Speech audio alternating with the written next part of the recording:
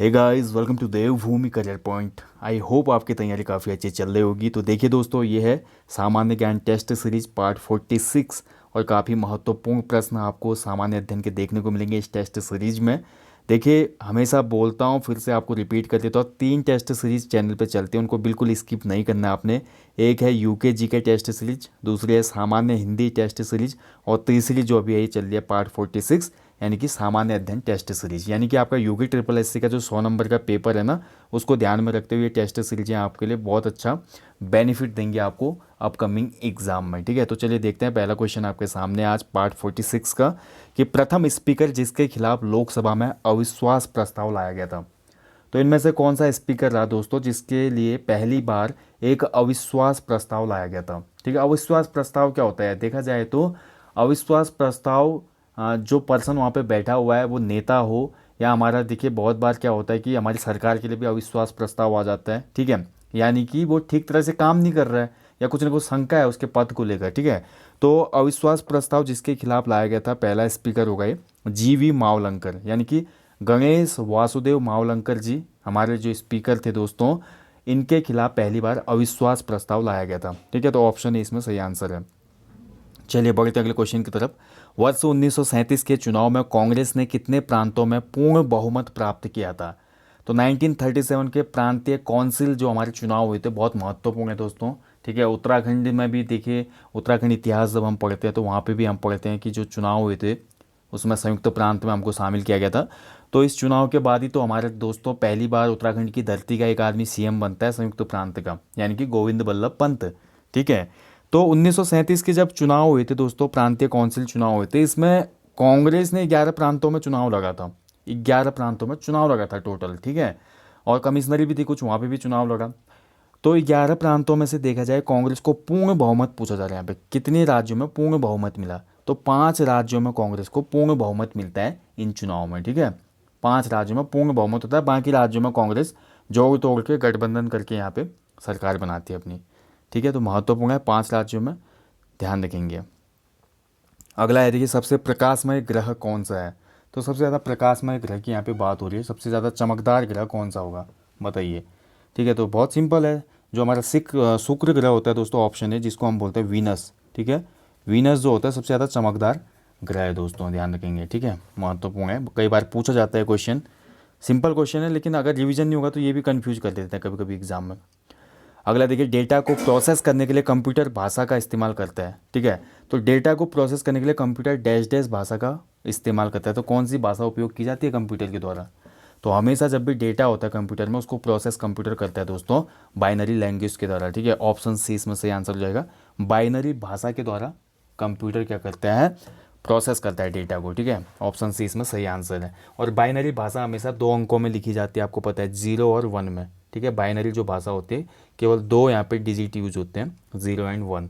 ठीक है, महत्वपूर्ण है, बाइनरी एक कूट भाषा होती है। ठीक है, ध्यान रखेंगे। अगला देखिए, निम्न में से कौन सा एक शेष तीनों से भिन्न है या अलग है। तो इनमें एक विषम है दोस्तों, कौन सा ये बताना है आपने। ठीक है, तो ध्यान से अगर देखें दोस्तों इस क्वेश्चन को, तो यहाँ पे साफ पता चला बॉक्साइट। बॉक्साइट जो है दोस्तों, ये एल्यूमिनियम का अयस्क है। ठीक है, बॉक्साइट जो होता है वो एल्यूमिनियम का अयस्क होता है। ठीक है, लेकिन जो हमारा हेमेटाइट है, मैग्नेटाइट है, लिमोनाइट है, ये सभी अयस्क किसके हैं दोस्तों हमारे, ये सभी अयस्क दोस्तों हमारे लोहे के होते हैं। ठीक है, हेमाटाइट, मैग्नेटाइट और लिमोनाइट ये लोहे के अयस्क है, जबकि बॉक्साइट जो है इसमें एल्यूमिनियम का अयस्क है, इसलिए बॉक्साइट क्या हो जाएगा, अलग हो जाएगा। ठीक है, ये तो साइंस का क्वेश्चन था, यूके पुलिस कांस्टेबल में आती है साइंस। ठीक है, अभी उत्तराखंड समूह का जो जनरल पेपर है वहाँ पे साइंस के क्वेश्चन नहीं पूछ जाते, लेकिन एक चीज़ का ध्यान रखें, अगर इन्फॉर्मेटिव साइंस है यानी कि करंट अफेयर्स में कोई साइंस का मुद्दा रहा है तो वहाँ से क्वेश्चन बनने की संभावना रहती है एग्जाम पेपर में। ठीक है, अगर उस सिलेबस में नहीं भी है तो ध्यान रखेंगे। जो लाइफ साइंस होती है हमारी, या हमारा कोई ऐसा मुद्दा या पर्यावरण के संबंधित साइंस से कनेक्टेड कोई मुद्दा है तो उससे क्वेश्चन बन जाता है। ओके, अगला देखिए, नेशनल इंस्टीट्यूट ऑफ आयुर्वेद कहाँ स्थित है। अच्छा क्वेश्चन है। तो नेशनल इंस्टीट्यूट ऑफ आयुर्वेद भारतीय, इसमें बोल सकते हैं राष्ट्रीय आयुर्वेद संस्थान बोलेंगे इसको हम, और इसकी लोकेशन है जयपुर में, राजस्थान में। ये ऑप्शन डी इसका सही आंसर है, जयपुर राजस्थान में ये। ठीक है, चलिए अगले क्वेश्चन की तरफ बढ़ते हैं। अगला क्वेश्चन देखिए, रणकपुर जैन मंदिर कहाँ स्थित है। बहुत ही यूनिक क्वेश्चन है, ये देखने को मिला होगा आपको दोस्तों। ठीक है, रणकपुर जैन मंदिर, तो रणकपुर जैन मंदिर दोस्तों बहुत महत्वपूर्ण है। ये जो जैन धर्म के एक प्रवर्तक थे ना ऋषभ देव, उनको समर्पित है। ठीक है, ऋषभ देव पढ़ते हैं ना हम, ऋषभ देव भी थे जैन धर्म के तीर्थकर, तो उनको समर्पित ये मंदिर है दोस्तों। ठीक है, और इसकी लोकेशन है कहाँ पे, राजस्थान में। ऑप्शन डी इसका सही आंसर है।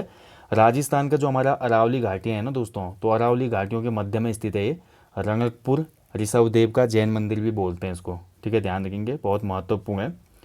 और इस मंदिर का निर्माण अगर हम बात करते हैं तो 600 वर्ष ईसा पूर्व लगभग इसका निर्माण हुआ था दोस्तों। ठीक है, बहुत मतलब 600 वर्ष पूर्व, माफ़ कीजिएगा, 600 वर्ष पूर्व अगर बात करते तो लगभग 1446 विक्रम संवत में इस मंदिर का निर्माण कार्य चला था दोस्तों। ठीक है, 50 साल में बनकर ये तैयार हुआ था। और मंदिर में बहुत सारे खंभे हैं, बहुत सारे खंभों द्वारा निर्मित मंदिर है जो कि आकर्षण का केंद्र है। ठीक है, इसलिए फेमस है रणकपुर का जैन मंदिर राजस्थान में। अगला देखिए, निम्नलिखित राज्यों में से किसमें आपको गंगा नदी डॉल्फिन मिलेगी। तो गंगा में मिलती है डॉल्फिन नदी दोस्तों, बहुत महत्वपूर्ण एक क्वेश्चन हो जाता है, क्योंकि डॉल्फिन को हमारे भारत के द्वारा क्या घोषित किया गया है, राष्ट्रीय जलीय जीव। ठीक है, डॉल्फिन हमारी राष्ट्रीय जलीय जीव है दोस्तों। कब घोषित किया था गवर्नमेंट ने इसको, 5 अक्टूबर 2009, महत्वपूर्ण डेट है, नोट करिएगा। 5 अक्टूबर 2009 को डॉल्फिन को भारत का राष्ट्रीय जलीय जीव घोषित किया गया। अब बताइए इनमें से कौन कौन से प्रदेश है जहाँ पे गंगा डॉल्फिन आपको देखने को मिलेगी। थोड़ा यहाँ पे लॉजिक क्वेश्चन है भाई, सोचना पड़ेगा इसमें। ठीक है, तो गंगा डॉल्फिन जहाँ जहाँ गंगा होते हुए जाएगी दोस्तों, वहाँ वहाँ हमको देखने को मिल जाएगी। ठीक है, लगभग लगभग, या गंगा से संपर्क की जो हमारी नदियाँ हैं उनमें देखने को मिलेगी हमको। ठीक है, तो इसमें देखिए दोस्तों, राजस्थान को छोड़कर, राजस्थान छोड़ दीजिए, बाकी सभी असम, झारखंड, मध्य प्रदेश, यहाँ सभी जगह पे हमको गंगा डॉल्फिन नदी देखने को मिलेगी। ठीक है, ध्यान रखेंगे, केवल राजस्थान में नहीं मिलेगी, बाकी असम, झारखंड, मध्य प्रदेश, यहाँ पर गंगा डॉल्फिन देखने को मिलेंगे। यानी कि 1 2 3 हो जाएगा, आंसर हो जाएगा इसका ऑप्शन डी 1 2 3। ठीक है, ये महत्वपूर्ण क्वेश्चन निकल के आता है कि गंगा डॉल्फिन जो है इसको जलीय जीव कब घोषित किया गया। ये डेट याद रखिएगा, 5 अक्टूबर 2009। भारत में कितने केंद्र शासित प्रदेश हैं, तो भारत में कितने केंद्र शासित प्रदेश हैं वर्तमान में, तो वर्तमान समय में दोस्तों भारत में कितने केंद्र शासित प्रदेश हैं, 9। ऑप्शन डी इसका सही आंसर है। ठीक है, पहले हमारे पास 7 केंद्र शासित प्रदेश थे, लेकिन जम्मू कश्मीर राज्य का विघटन हो गया दोस्तों, और जम्मू कश्मीर राज्य को राज्य सूची से हटाकर फिर किस में डाल दिया गया, केंद्र शासित प्रदेश में। ठीक है, और उसको डिवाइड भी किया गया, लद्दाख और जम्मू कश्मीर 2 नए केंद्र शासित राज्य बन के उभरे दोस्तों। ठीक है, तो 9 हो गए वर्तमान में टोटल, ध्यान रखेंगे। विजयनगर के किस शासक ने अपना एक राजदूत चीन भेजा था। बहुत अच्छा क्वेश्चन है, बहुत गहराई का क्वेश्चन है। ठीक है, तो विजयनगर साम्राज्य हम पढ़ते हैं दोस्तों, विजयनगर साम्राज्य बहुत इंपॉर्टेंट है, यहाँ से क्वेश्चन बनता है हमेशा। कभी कभी क्वेश्चन ये भी बनता है किस युद्ध के बाद हमारा विजयनगर साम्राज्य खत्म हो चुका था, कई क्वेश्चन यहाँ से निकल के आते हैं। ठीक है, तो विजयनगर साम्राज्य को एक बार आप अच्छे से रीड करिएगा, कभी भी एग्जाम से पहले जाते हैं। तो विजयनगर का एक शासक था बुक्का प्रथम, ऑप्शन ए इसका सही आंसर है। बुक्का प्रथम ने दोस्तों अपना एक राजदूत चीन भेजा हुआ था। ठीक है, तो ऑप्शन ए सही आंसर है इसमें। चलिए अगले क्वेश्चन की तरफ बढ़ते हैं। स्वर्ण मंदिर का ओरिजिनल नेम क्या है। तो स्वर्ण मंदिर दोस्तों हमें पता ही है, स्वर्ण मंदिर की लोकेशन कहाँ है, अमृतसर में है, पंजाब में वर्तमान में। यहाँ पर पूछा जा रहा है इसका मूल नाम क्या है। स्वर्ण मंदिर तो इसको हम इसलिए बोलते हैं, गोल्ड कोटिंग है पूरे टेम्पल पे। ठीक है, और सिख धर्म का पवित्र स्थल भी माना जाता है इसको। और स्वर्ण मंदिर की अगर ओरिजिनल नेम की मैं बात करूँ तो इसको बोलते हैं गुरुद्वारा हरमंदिर साहिब। ठीक है, ऑप्शन ए इसका सही आंसर है, गुरुद्वारा हरमिंदर साहिब, या इसको एक और नाम से जाना जाता है दोस्तों, दरबार साहिब। ठीक है, ये भी याद रखें आप, दरबार साहिब भी इसी का नाम है, ध्यान रखेंगे। ठीक है, और सिखों का एक पवित्र स्थल है दोस्तों। ठीक है, ध्यान रखेंगे। और अमृतसर का जो हमारा निर्माण किया था, अमृतसर जहाँ पे स्थित है, कभी कभी क्वेश्चन यहाँ से भी निकल के आता है, अमृतसर को बसाने में किसकी भूमिका थी, या इस मंदिर को बसाने में मेन भूमिका किसकी रही, तो गुरु रामदास। ठीक है, तो गुरु रामदास का नाम बहुत ज़्यादा यहाँ पे चर्चित होता है इस क्षेत्र में। अगला देखिए, निम्न में से कौन सा राज्य में विश्व प्रसिद्ध खजुराहो की मूर्तियाँ रखी गई हैं। ठीक है, तो विश्व प्रसिद्ध जो खजुराहो की मूर्तियाँ हैं वो कौन से स्टेट में है, बहुत सिंपल क्वेश्चन है दोस्तों। तो खजुराहो जो प्लेस है वो मध्य प्रदेश में है, तो मूर्तियाँ भी वहाँ पे ही होंगी, ऑब्वियसली बात है। ठीक है, तो खजुराहो जो मंदिर है, समूह है दोस्तों, ये हिंदू और जैन धर्म का एक हिसाब से मिक्सअप है, यहाँ पे देखने को मिलता है हमें। ठीक है, मध्य प्रदेश का छतरपुर क्षेत्र जहाँ पे ना, छतरपुर, छतरपुर एक क्षेत्र है मध्य प्रदेश में, तो छतरपुर में ही देखने को मिलता है हमको खजुराहो टेम्पल। ठीक है, खजुराहो टेम्पल यूनेस्को की विश्व धरोहर में भी शामिल है दोस्तों। और खजुराहो के मंदिर किसने बनाए थे, सबसे एवरग्रीन क्वेश्चन तो यहाँ से बनता है हमेशा। तो खजुराहो मंदिर बनाने वाले जो शासक थे वो चंदेल शासक थे। कौन थे, चंदेल शासक। ठीक है, हमेशा क्वेश्चन बनता है यहाँ से। चलिए अगले क्वेश्चन की तरफ पढ़ते हैं। इनमें से कौन सा देश एशियाई महाद्वीप में स्थित नहीं है? अच्छा क्वेश्चन है, बताइए अब इनमें से कौन सा है दोस्तों जो कि एशिया कॉन्टिनेंटल में स्थित नहीं है। तो राइट आंसर हो जाएगा इसमें दोस्तों भूटान, चीन, सिंगापुर, ये सभी एशियन कंट्रीज़ हैं दोस्तों, ठीक है। केवल रोमानिया को अगर हम देखें तो रोमानिया एक यूरोपियन कंट्री है। रोमानिया यूरोपियन कंट्री है, ठीक है, यूरोप में स्थित है ये। जबकि हमारा भूटान, चीन, सिंगापुर सभी एशिया में है। चलिए अगले क्वेश्चन की तरफ बढ़ते हैं। विश्व का दूसरा सबसे बड़ा द्वीप कौन सा है? देखिए पहला नहीं पूछा जाता, सबको भी पता है पहला, तो अब यहाँ पे दूसरा पूछ दिया गया है।